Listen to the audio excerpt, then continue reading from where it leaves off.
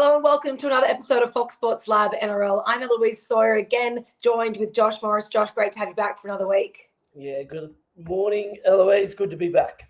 How was your weekend and how did you find the round of footy?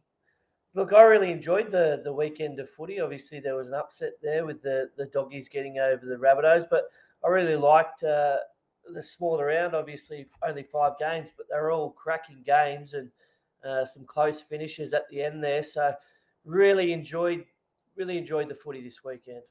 Well, let's chat about the Bulldogs and also to the Rabbitohs, who were clearly impacted by a number of Origin players missing and fell short at the weekend, particularly the Bulldogs bouncing back from that massive loss the round before. But let's focus on the Eels and Rabbitohs first. So Origin impact clearly was very evident for them on the weekend. Let's touch on the Eels. They haven't won without Gutherson since 2017. Did you really think that he was that much of a big impact player? Is that how important he is to that side?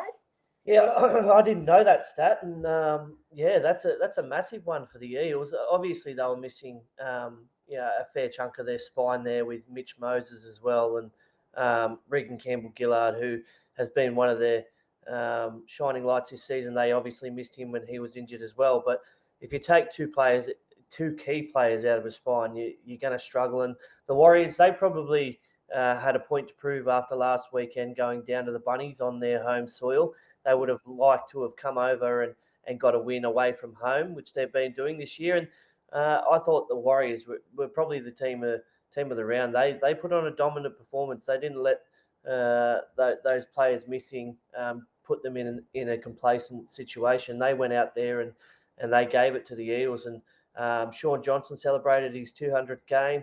I thought Mitch Barnett coming back into the side as well. He adds that toughness around the middle of the ruck as well, and he also managed to get a double as well. So the Warriors, they were probably my pick of the weekend for their performance. Yeah, absolutely. Very impressive what Andrew Webster is doing with them across the ditch. Elsewhere, the Rabbitohs, their spine was impacted with the loss of Cody Walker on Origin duty. They have won 3 from 11 without Cody Walker since his debut in 2016. We know how instrumental Cody Walker is to the side, and the Rabbits really couldn't come up with anything without him there. Yeah, they did struggle. They got a try early, and sometimes that's the worst thing in rugby league. You can score a try very easily, and you do get complacent. You think that it's going to be an easy game, and for them, that kind of sparked the Doggies. The Doggies obviously coming off that massive loss to Newcastle. They wanted to put some pride back in the jersey, and without Cody Walker, they had a number of stars out, obviously, through Origin, and then injuries to key players like Latrell and Campbell Graham as well. As the week went on, I tipped South start the week, but as the week went on, I went, I'm smelling an ambush here by the Doggies, and they came out and they performed well. I thought Toby Sexton on his debut was outstanding. He allowed Matt Burton to just free up his game a bit and run a bit more, and he was outstanding. He came up with a couple of try assists, and his goal kicking probably proved the difference. He kicked a number from the sidelines, but Toby Sexton, he looked like he'd been there for years, the way he played alongside Burton. And then they had a number of debuts as well. They had Key Ward, and Skelton came on as 18th man after Ryan Sutton got injured. He was activated. So, that was good signs for the Doggies. And Blake Wilson as well also got a hat-trick. It was his first try in the NRL, and he didn't want 1, he wanted 3. So that was outstanding. I was also impressed by young Tyrone Munro as well for the Rabbitohs there on the wing. He looks like a very good prospect for the Bunnies. He got himself a double as well. So I thought the Bunnies were going to get there with about 4 minutes to go. I thought the Doggies had sealed it, but they managed to just hang on for that win, and it gives them a bit of a gap from the wooden spoon. So they'll be happy with that performance as well. Yeah, absolutely. And Serraldo has outlined how they are sort of going through this rebuild, and next year in 2024, they have some big name recruits coming to the team. So no doubt bigger and better things. I just want to touch on Toby Sexton and how his partnership with Burton, what did you like about that? And what did it do for Burton's game in order for him to focus on what he could do better? Yeah, well, it just allowed him to not have the burden of controlling the team. Toby Sexton's a very capable halfback. He was touted as a big prospect in the Titans, and for whatever reasons it didn't work out there, but he's been able to get his chance at the Bulldogs, and you just saw what that did. He controlled the team. He got them around the park, but whenever Burton wanted the ball or whenever he saw space, he got the ball, and he looks so dangerous. And when he's able to do that, he's a very dangerous player. And I thought his running game picked up as well. So it was a great start for their combination, and it'll be interesting to see how it goes for the rest of the year. Yeah, absolutely. That was the Bulldogs' first 30-plus scoreline since round 19 last year. So positive signs if you are a Bulldogs fan.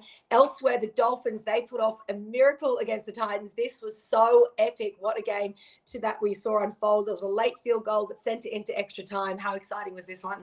Yeah, it was. It was another derby, and it was outstanding. The Dolphins had lost 4 in a row previously, so they needed a win. They got some troops back in the form of Anthony Milford and Jared Wallace, and that kind of experience really helped steer them to the victory. Kieran Foran was outstanding for the Titans. I know he's slowed down a little bit, but he hasn't slowed down between the years, and he was really vital for the Titans and pushed them all the way.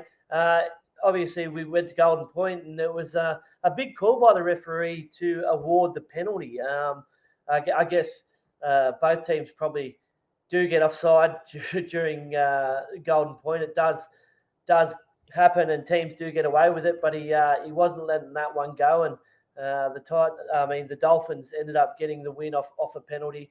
Probably not the way they wanted to win, but a win's a win. Yeah, absolutely. 2 points. They'll take it any day. Also, too, just touching on the losing side with the Titans, Jaden Campbell, he set a club record and he ran for 305 meters. He really is electric there for the Titans. And no doubt, as he matures as a player and also, too, as a man, we're going to see some big things from him up there on the Gold Coast. Yeah, I think so. And if it's not at the Gold Coast, it'll be at another NRL club for sure. I think, AJ Brimson obviously got into the Origin camp and he gets his chance and sets a club record. So, that's a great headache to have for the coach, I suppose. Yeah. When you've got two players like that can play just as well as one another in that fullback position. It will be interesting to see what happens post-Origin, and obviously AJ will be there, but how they use Jaden towards the back end of the season. But I'm sure there are plenty of clubs that are watching that situation unfold in Gold Coast, and if it doesn't work out, well, then he'll certainly find a club somewhere else. Yeah, absolutely. Positive signs for him. Now, let's take a look at a premiership update. So the Panthers are sitting at $2.80. The Broncos are $5.50 to take out the premiership. Storm at $7. Rabbits at $7. Within those top 4, Josh, do you think that's how it's going to sort of finish up at the end of the season? Is that how you're confident the Panthers can take it out at $2.80, or is there someone from even outside the top 4 that you could see coming through? Oh, look, they're a chance. I mean, we've seen what they've done and been able to do the last 2 years. So they probably still haven't played their best footy, and they're still sitting at the top of the table. At the start of the year, I had the Roosters, but they're long gone now. I think the Broncos can challenge, and probably a Smoky as well. I think the Cowboys can challenge as well. They're really starting to play some good football, and players like Dearden and Drinkwater are really stepping up for the Cowboys. So it's Panthers to lose. I really think. I think if they do everything right, they could secure the three-peat. But there are a couple of teams there that can certainly beat them on the day. Yeah, absolutely. Let's take a look outside of the top 4. So the Sharks at $2 to slip into the top 4. Warriors at $2.75. Raiders at $2.80.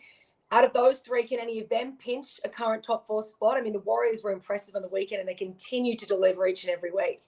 Yeah, I think the next 5 weeks will probably decide that, Eloise, and they all play each other in the next 5 weeks as well. I mean, the Sharks play the Warriors this week away. They have Manly, Panthers, Rabbits, and Titans. The Warriors, they have the Sharks, they have Canberra. They have a bye, then they play the Titans and the Tigers. So they probably have the easier run there. The Raiders are coming off a bye this week, and then they play the Warriors, Knights, Tigers, and Storm. So out of them, I think the Warriors have probably got the easier of the next 5 weeks. If they can win all those games, I think they slide into the 4 and probably push out the Sharks and the Raiders as well. I mean, they can certainly be there as well.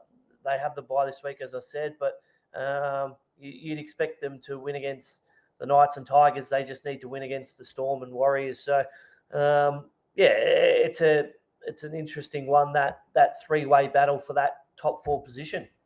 Do you think at this time of the year, given where we are at, how close the competition is, are clubs looking, like the Warriors looking at their next couple of weeks being like, look, that's probably an easier team because they're sitting at the bottom of the table? What are they doing in terms of, are they taking it week by week, as cliche as it is? What are they thinking in terms of looking ahead, in terms of what teams they come up against and where the biggest battles are? Well, I think the Warriors will be looking at their home games and thinking, well, we need to win every game at home. That should be a non-negotiable for them. They were disappointed when they lost to South last week. So I think they'll be looking at their next 5 weeks and seeing that they've got 3 home games, a bye and an away game, and they need to win all 3 of those home games. The away games against the Titans, so very winnable game as well. But if they can win all their games at home, well, then they pretty much secure themselves a top 4 position, I think, and going over there to play potentially in the first week of the semis would be tough. Yeah, absolutely. Okay, let's take our attention away from Clubland and focus in on Origin. It comes up this Wednesday night. We know that it is a dead rubber, but obviously Queensland are looking for the clean sweep. Blues are looking to avoid that. What do Brad Fittler's men need to do differently in order to grab a win and to avoid a series whitewash in this game? You know, we know that the team has been changed, 7 changes, in fact. What needs to be done differently on Wednesday? Well, I certainly know there's no such thing as a dead rubber in Origin. Every game is so important, and you want to go out there and win every game. So for the Blues, they don't want to be on the end of a whitewash series, and Freddie has made some changes. I think what they do need to do is match the leg speed of the Queensland forwards, and I think they've been better than us in the last 2 games at that. I think Freddie's picked a more mobile, faster pack, and obviously he's indicated that with Cameron Murray and Liam Martin starting as well. I think if they can match the leg speed and the pace of Queensland's forwards and get some quick play the balls, I think that brings Cody Walker into the game. And then we've seen what he can do when he's dictating to the opposition. So I think that's where we could potentially win the game. We talk about AJ Brimson coming into the side. We know that Reece Walsh is missing through suspension. What do you like about the matchup with James Tedesco and AJ Brimson? How do they sort of come up against each other, and who wins that battle? Yeah, look, I think they're pretty similar players. I think you lose Reece Walsh, but then you bring in AJ Brimson, who's been there and played Origin, and he's super quick. He's got the ball playing ability as well. He's probably got a bit better ball playing ability than Reece Walsh, which makes him a little bit more dangerous.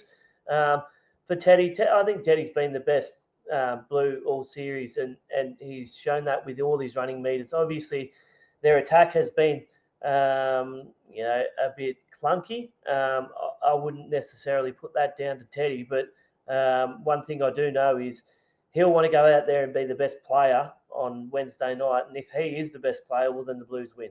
Yeah, absolutely. During the week, Blues advisor Greg Alexander said he likened Cody Walker's game to Cliff Lyons. Can you see the resemblance in the pair of those games? Yeah, definitely. I think they're just natural ball players. And as I said, if we can get some quick play the balls and get him over the advantage line, dictating to Queensland, well, then he's got so many strings to his bow and so many options that he can use. He's very, very dangerous, and he has some of the best hands in the game as well. So, I think there's a definite comparison there. And, he's certainly been a late bloomer, but he's gotten better with age. So I'm really looking forward to seeing how he takes this opportunity and runs with it. Yeah, absolutely. So obviously New South Wales are playing at home at Accor Stadium in Sydney. They're on the market. They're $2.22, given the home ground advantage. How important is that for the Blues? Is that really what can be the make or break here? Oh, look, I think it's going to be good for these players on debut and these players returning to see a packed out Accor Stadium full of blue. Obviously, the first game was in Adelaide and then the second game in Brisbane, and we all know what that type of crowd is. So they finally get a chance to play in front of their home fans, and they'll want to go out and put on a good performance, get the win in front of them. They don't want this 3-0 loss. So I think it's going to be a very, very memorable game for the debutants, and I can't wait to get out there and watch on Wednesday night.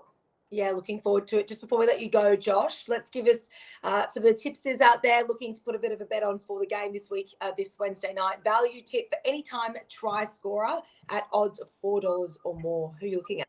Yeah, look, I like Liam Martin. I think he's been the Blues' go-to man for the first 2 games. He scored a try in Adelaide as well. He just runs those super hard lines, and if the Maroons are off and don't want to get in front of him, well, I can see him scoring at any stage in the game. There you have it. Josh Morris is tipping Liam Martin for any time try score at $4. Odds of $4 or more. Thanks so much for your company again, Josh. We'll chat with you next week, and go the Blues. What's gambling really costing you? For free and confidential support, call the number on the screen or visit the website.